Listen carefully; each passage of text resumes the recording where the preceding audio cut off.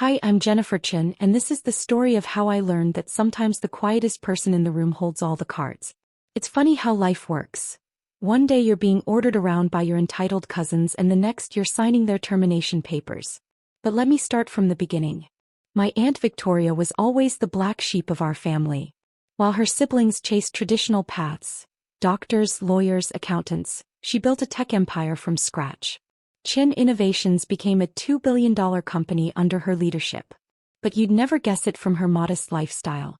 She wore simple clothes, drove a 10-year-old car, and lived in the same house she bought when she started the company. I was the only one who really knew her. While my cousins Marcus and Diana were busy attending elite private schools and bragging about their family connections, I spent my weekends at Aunt Victoria's house, learning to code on her old computer. "Business isn't about fancy degrees, Jenny," she'd say, watching me write my first program. "It's about seeing what others miss." My parents died in a car accident when I was 12, and Aunt Victoria took me in. My other relatives whispered that it was out of guilt. She'd been too busy building her empire to help her brother when he was struggling financially. But I knew better. Aunt Victoria saw something in me that others didn't. For 15 years I worked alongside her, starting from the bottom. While Marcus and Diana partied through college, I was learning every aspect of Chen Innovations, from customer service to product development. My cousins mockingly called me Aunt Victoria's shadow, but I didn't care. I was learning things no business school could teach. Then came the diagnosis: pancreatic cancer, stage 4. Aunt Victoria faced it like she faced everything else, practically and without drama. "Jenny," she said one evening as we sat in her home office, "I need you to promise me something. Anything." I fought back tears. "Don't let them know how smart you are. Not until the right moment." She handed me a sealed envelope. "This contains everything you need. But timing is everything. You'll know when." I didn't understand then, but I would soon enough. 3 months later, Aunt Victoria passed away quietly in her sleep. The funeral was a who's who of the tech industry, but my cousins managed to make it about themselves. Marcus gave a tearful speech about his beloved aunt, whom he barely visited in the past decade. Diana dramatically clutched her designer handbag for the cameras. The real drama started at the family gathering at Chen Innovations headquarters. My aunt's siblings, their spouses Marcus, Diana, and me. Everyone expected the company to go to Marcus, the oldest male heir, with significant shares distributed among the family. That's how things were usually done in our traditional Chinese family. The lawyer, Mr. Patterson, cleared his throat and began reading. The first few minutes were standard. Small bequests to longtime employees, donations to charities. Then came the bombshell. "And to my niece, Jennifer Chen, I leave my controlling interest in Chen Innovations, comprising 70% of all voting shares. The remaining 30% to be distributed among current employees according to their years of service." The room erupted in chaos. "This is impossible," Marcus shouted, his face turning red. "She's just a junior employee. She doesn't even have an MBA. Tears welled in Diana's eyes as she cried, "We're the rightful heirs." Aunt Victoria took me in out of pity. My Uncle James, their father, stood up shakily. "There must be some mistake. Victoria wouldn't leave everything to the help." Diana spat. "Mr. Patterson, the will is quite clear." He remained calm.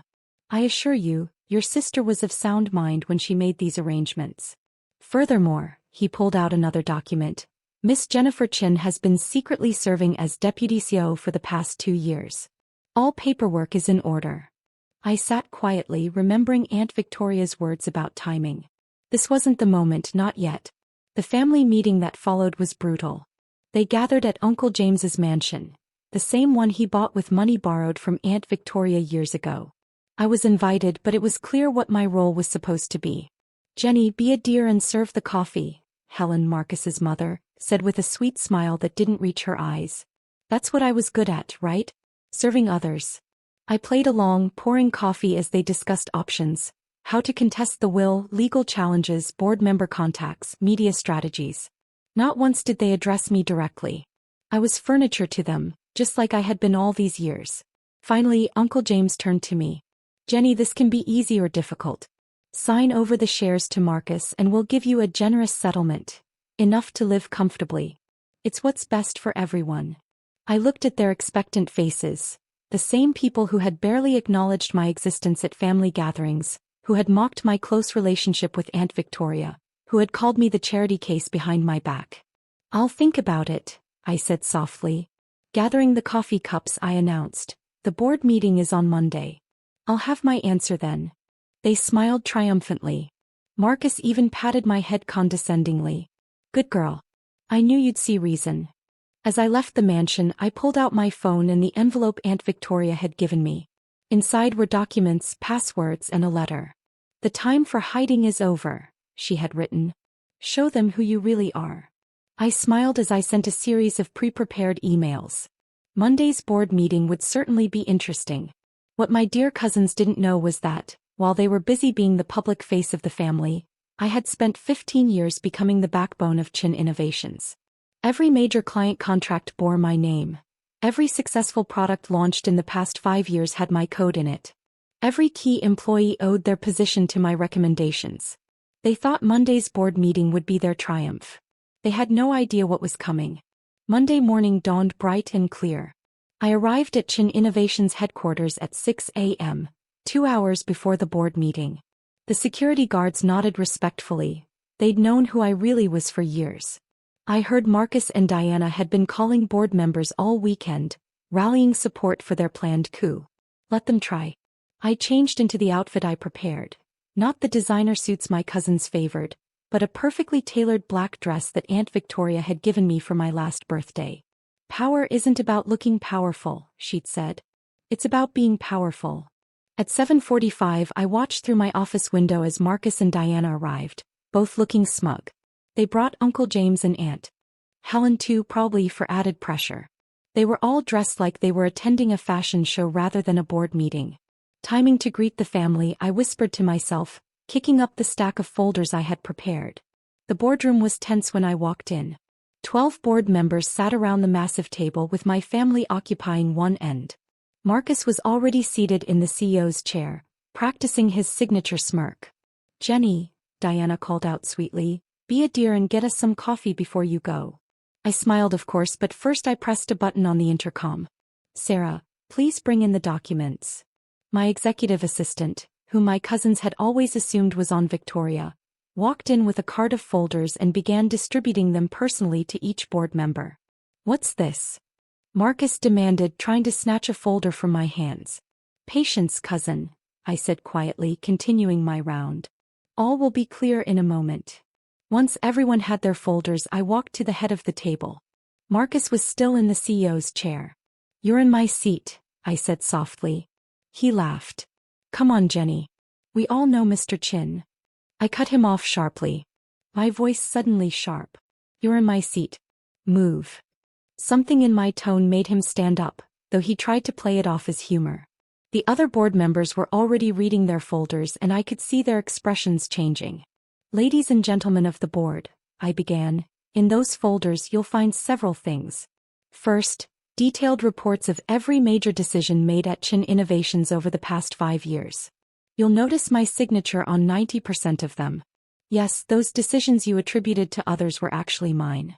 Marcus tried to interrupt again, but I continued. "You'll also find documentation of certain interesting financial transactions. Marcus, would you like to explain to the board why $2 million of company funds were diverted to cover your gambling debts last year?" His face went white. That's confidential." "Diana," I turned to my cousin who was frantically flipping through her folder. "Perhaps he'd like to tell everyone about the fake consulting firm you set up to build a company for services never rendered?" She stammered. "You can't prove." "Oh, but I can," I said. "Victoria documented everything. We let it slide, hoping you'd learn, grow up, become responsible. We were wrong." Uncle James stood up, his face purple with rage. "Now see here, sit down, Uncle," I said quietly. "Your section is on page 12. The irregular loans, the misappropriated funds, the shell companies. Would you like me to continue?" He collapsed into his chair. For years I addressed the board quietly, learning every aspect of this company. While others took credit for my work, I let them, because Aunt Victoria taught me that true power doesn't need recognition. It needs results. I clicked a remote and the screen behind me lit up with charts. Under my direct management, our R&D department increased productivity by 200%, our client retention rate rose to 98% and profit margins doubled. The board members nodded, finally understanding why certain departments had mysteriously improved over the years. Now I continue, I said. We have a choice. You can support my cousin's attempted coup, in which case I'll be forced to release all this information to the media and proper authorities. Or, I pressed another button, we can move forward with the expansion plans. Over the past year, I've developed 5 new tech centers, formed partnerships with leading research facilities, and created a revolutionary product line that will put us years ahead of our competitors. The room was silent. I saw the board members exchanging glances, doing the math in their heads. Finally, Mr. Rodriguez, our longest-serving board member, spoke up. I moved to formally confirm Jennifer Chen as CEO of Chen Innovations, effective immediately. Seconded, came multiple voices. This is ridiculous. Marcus exploded. She's nothing. She's nobody. Just the poor little orphan that Mr. Chen. I cut him off, my voice ice cold. You're fired. Security is waiting outside to escort you from the building. Bonna, he shrieked, we're family.